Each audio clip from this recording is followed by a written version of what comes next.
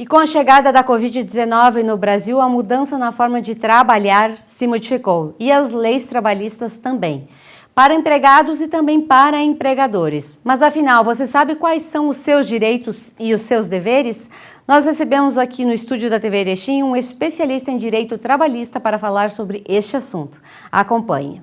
E conforme já falamos, com a chegada do Covid no Brasil e também no mundo, muitas coisas mudaram na vida da gente, tanto na vida de trabalho, os trabalhos passaram a ser mais home office, a carga horária também teve uma diminuição, as relações sociais também se modificaram e a vida tomou um outro rumo. Mas os direitos do trabalhador se manteram, conforme explica o advogado trabalhista Fabian Vendrusco Branquer. Bem-vindo à TV Erechim.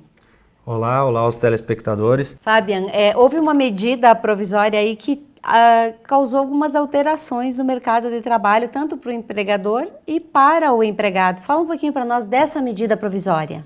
Sim, houve mudanças interessantes, né? A medida provisória 936 veio especificamente para proteger o empregado, o emprego, né, do empregado e proteger a empresa, né? Sim. O que diz essa medida provisória? Ela propõe reduzir carga horária e salário. Sim. E suspender o contrato de trabalho, né? Basicamente, assim, para a gente explicar, seria mais ou menos isso. Essa suspensão, desculpa te interromper, seria sem perdas para a empresa e para o empregado nesse período de suspensão?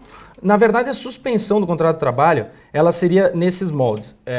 A empresa suspenderia o contrato de trabalho, teria um prazo aí de 60 dias para essa suspensão, tá?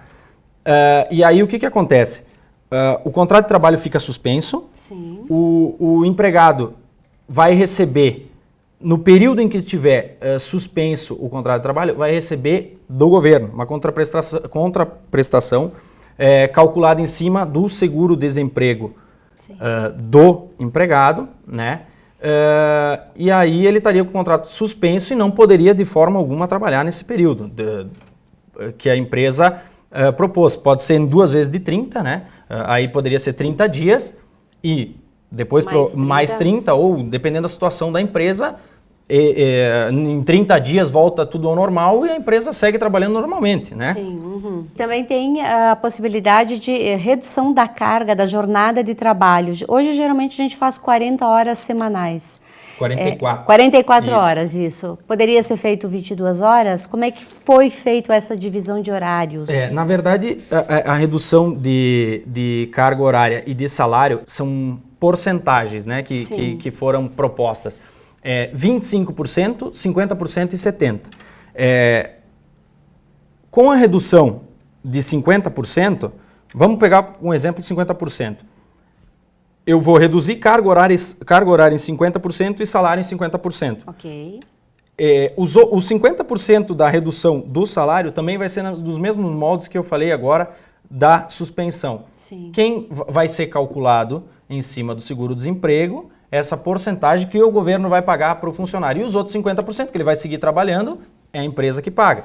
Obviamente que aí vai ter uma redução salarial, mas o empregado vai estar recebendo 50% da empresa e o cálculo dos outros 50% será feito sobre o seguro-desemprego. E nesse período o empregador pode ou não pode demitir?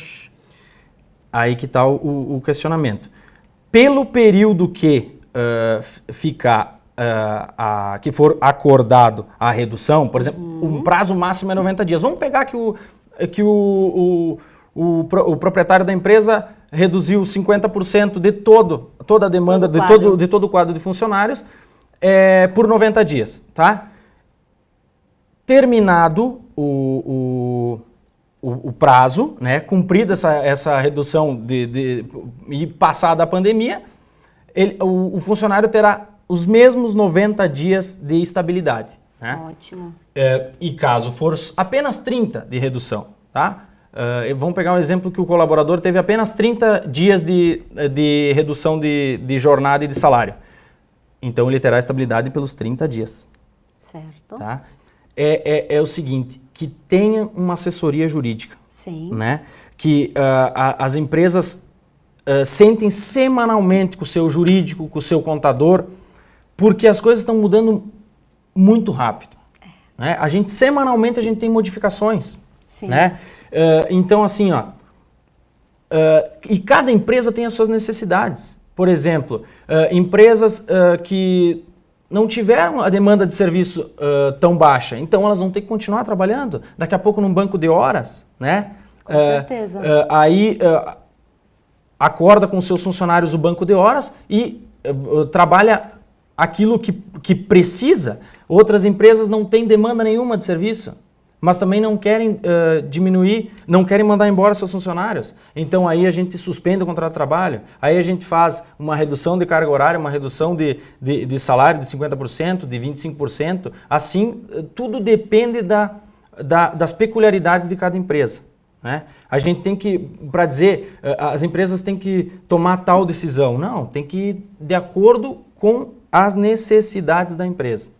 Né? É tudo uma situação muito nova para todos nós, né? É difícil. É uma pandemia sem precedentes, ninguém sabe como lidar com a situação. Então, cada empresa tem as suas necessidades e essas necessidades necessitam porque assim, na minha opinião, dificilmente alguma empresa vai ter lucro, dependendo da demanda, né? Dependendo do segmento. Sim. Dificilmente vai ter lucro. Então, o que tem que ser feito? Tem que ser analisado para ter a menor perda. Né? E pensar no seu quadro de funcionários, nos seus colaboradores também. Uhum. Né? E o colaborador também entender que nesse momento ele tem que garantir o seu emprego. Não a qualquer custo, né? Mas garantir o seu emprego. Então, é imprescindível que as empresas tenham uma assessoria jurídica nesse momento. E é importante também, nesse momento, o empregador e o empregado conversarem abertamente. Com certeza. A situação da empresa e a situação do funcionário. Exato. Tem que haver uma flexibilização aí. O bom senso, né? Conversar. É uma hora de aproximar patrão e empregado. Sim. Eles vão ter que entender uma situação do outro. Todo mundo está vivendo, todo mundo tem as suas dificuldades, né? Eu acho que são poucos os segmentos que estão passando sem nenhum problema nessa situação, nesse momento, né? Então, tem que haver o bom senso entre empregado e empregador. Isso é muito interessante, muito importante que tenha isso. Até porque já não é mais se teve durante muito tempo essa disputa, né, entre patrão e empregado. Eu acho que já não cabe isso agora. Sim. Até porque tem o governo federal negociando essa ajuda mútua, né? Então eu acho que é muito interessante que as partes tenham bom senso. E com tanta alteração na lei, o que hoje é acordado, amanhã já se modifica, já se cria um adendo novo. Exato. Então tudo isso também precisa estar sendo analisado pelos dois lados. Exatamente. Por exemplo, nas empresas que a gente auxilia lá e dá assessoria, a partir do momento que houve a medida provisória 927, a gente imediatamente sentou, né, e conversou para ver o que daquelas possibilidades a gente utilizaria. Com certeza. Dali a alguns dias já apareceu a 936, que nos deu outras possibilidades, né? Então, a gente não tem como tomar decisões e dizer assim, não, é isso que tem que fazer e vai ser assim. Não, como eu disse antes, cada empresa tem as suas necessidades, cada empresa foi afetada de uma maneira, né? E tem empresas que têm, pequenas empresas com 4, 5 funcionários, tem empresas com 40 funcionários e assim por diante, né? E sem contar que as empresas não possuem um caixa tão expressivo para passar por essa crise sem alguma dificuldade, né? Exatamente, exatamente.